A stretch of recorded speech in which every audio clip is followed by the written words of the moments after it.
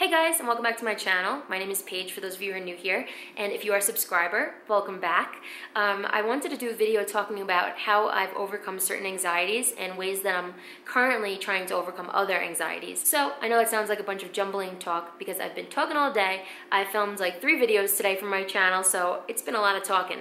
But yeah, today's video is all about anxiety. Now, for those of you who have seen my videos about ADD and overcoming an Adderall addiction, you know that I was on Adderall for like 10 years. I was this alpha person, this type A, this person that was a go-getter, that would go up to anybody and get whatever they wanted when they wanted, that wasn't afraid of anything.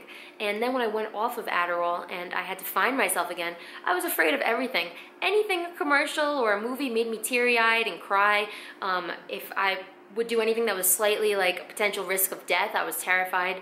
I sucked at taking control of certain things like riding ATVs or jet skis, would make my heart race. It's like as if I had no control over like my fight or flight response. Instead of feeling like a fight, I was like flight, like hardcore flight.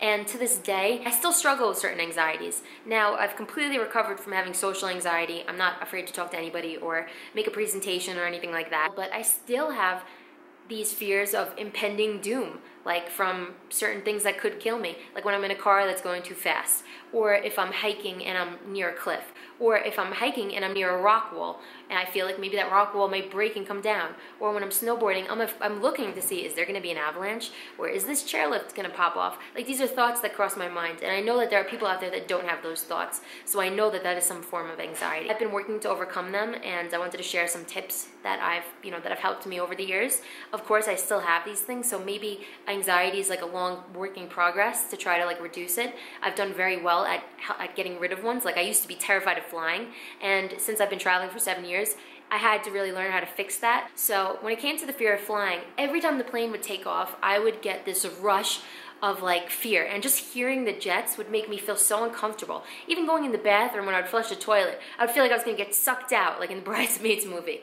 Like, I was terrified, and the landing, so uncomfortable. I've been in situations though where I've had experienced things like wake turbulence, where the plane felt like it was coming down.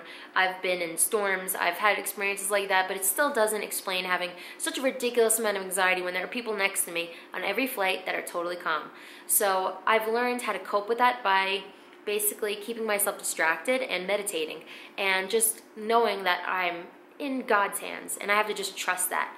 That's one of the hardest things in the world to tell somebody to do, and to also tell yourself, but once you get to a point where you really trust that, it really helps you overcome it. When you just realize that every single second of the day of your life, you're constantly in God's hands. At any point, a tornado can come and take this building and break it, but I can't be constantly worrying that a tornado is going to come. So I've had to learn how to kind of cope with it that way. By also thinking that I try to every single day make sure I'm doing everything that's in my power to achieve my goals and dreams and help other people. And then I feel at peace knowing I'm an airplane, that I've done things that I feel proud of in my life. So when you're afraid of death, knowing that you've done things that are great for other people, or for even your family, or you've been a good person, makes you feel okay. When you feel like you haven't achieved enough, or you're not doing what you want, or you weren't nice to a certain person, then you start feeling like, oh God, I wish I had more time. But me now, being in an airplane, I just realize I'm at peace with myself, and I'm at peace with God, and I have to just trust God's plan. That's one thing. And then second to that, I listen to music. So when the plane is taking off and getting loud, I put my Beats by Dre headphones on, and I just listen to like epic music. Whatever it is that's gonna be loud enough to make me not hear the jets, and then by the time we take off and they start getting on the loudspeaker and telling you that you could turn your electronic devices back on, I'm fine. And I just totally bypass that feeling of anxiety that would make me feel frozen. Also, when we're dealing with turbulence, I make sure I'm watching a movie or I listen to music again, because having my mind be too chattery is too distracting and gives me too much anxiety. So I try to just distract myself with music or a video, and that kind of helps me. Even talking to somebody doesn't usually help me. It has to be like complete takeover of music or movie, and that really helps me a lot. In the other situations like hiking and snowboarding, I just try to think about how far I've come, and that this stuff is new for me, and I try to just let myself take it slow. So instead of comparing myself to people that are more adventurous, that can do things like wingsuit skydive and stuff, I just say, I'm taking it slow. If I don't feel comfortable, it's all good. I could take it slow. And I try to let myself take it at my own pace. But I do try to push past my comfort zone because I have an understanding in the back of the mind that once I do push past that comfort zone, I feel so good about it. So I might feel like I don't want to go on a hike because I might run into a bear, because I have run into bears before. And that might try to perturb me from doing things. But I know that if I do that hike, I'm most likely not going to run into a bear, and I'm going to feel really glad that I did it afterwards. So it's important to try to tell yourself that in the end, there's a big chance, like a 99.9% chance that it's going to be okay, and that you're going to feel really proud of yourself for doing it. For example, the other day, I went snowboarding with my sister, and my sister has an amazing story herself, and she's been overcoming a lot of anxiety also, and she's scared of heights. And I knew that getting her to go up the chairlift might be a challenge because she's said that she's scared of going on an escalator. She knew that she was in good hands with me and my fiance. She knows we've been snowboarding for like 6 years, or he's been snowboarding for like his whole life, and she trusted us. So she went on, she relaxed, and she breathed, and she just felt great, and she had an amazing time, and she was so proud of herself and felt so good that she did it, that she was ready to go again and again. And it was like it was a race. Like that fear was like taken over by peace and comfort and confidence in herself that she did it. So by just trying something that you know pretty much is not going to hurt you, can make you feel so much stronger in the end. So I definitely recommend trying to take those little initiatives to do things that scare you every day, because most likely it's not going to kill you. And you're going to be super happy and confident and feel better about yourself and be ready to take on a bigger challenge the next time. So back to another little story. After seeing my sister snowboard and go fast down the hill with my fiance, she didn't get hurt, she didn't cry, she didn't, like I used to cry when I first started snowboarding. She was totally fine, and that really inspired me. So when she left and I went back on the mountain and I started doing the double diamonds and everything, I decided to take the bowl. And I don't know for anybody who knows snowboarding and might not know about this, but in snowboarding there can be areas that are called bowls, and it's like this big wide mountain that is pretty steep, and you could drop in at any point and go down. So something in my head said I wanted to go across the bowl and go to the other side where all these people were dropping in, but they were dropping in from above. They were dropping in over something that looked like a cliff, so everybody was jumping off this cliff, like 6 feet drops, and I said, I'm not going off the cliff, but I'll take the whole long way across to get wherever they are.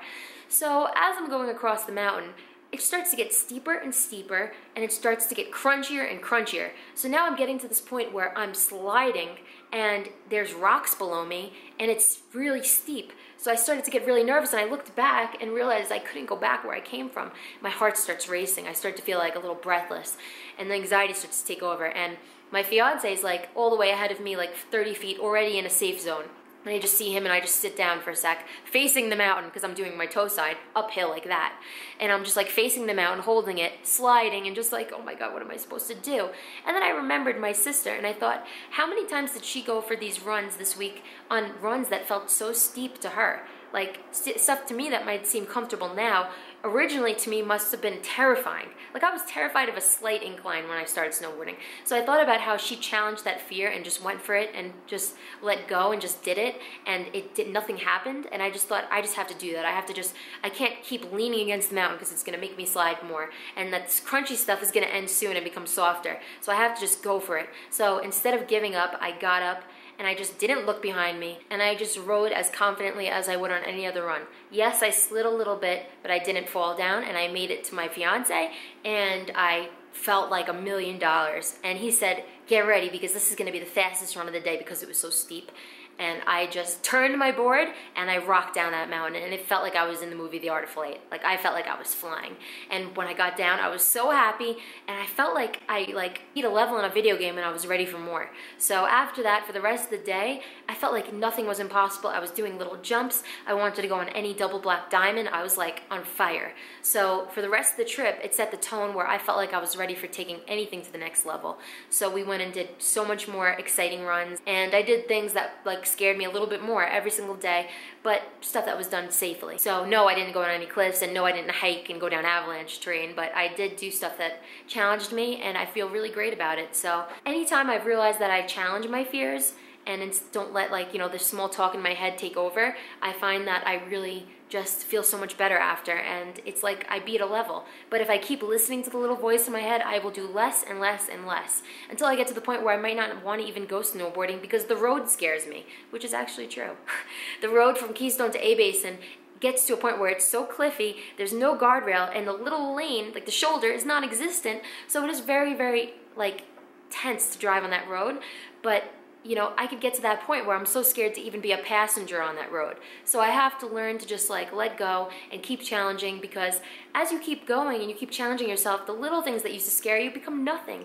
For me, this works. Overcoming that like anxiety by just, you know, facing my fears has really helped me. In some instances, yes, I do feel frozen by fear, but in those cases, music helps me get out of it. And if you have little things that are scaring you, like leaving the house or driving, I recommend just taking it slow and challenging yourself, because you know, you don't want to keep going backwards so you get to a point where you just keep getting more and more scared. You want to always be getting better. So I hope this helped somebody out there. And yeah, please subscribe if you like this video, and leave me a comment and come back, because I'll do more videos like this if you liked it. I'll see you guys next time. Thanks for watching.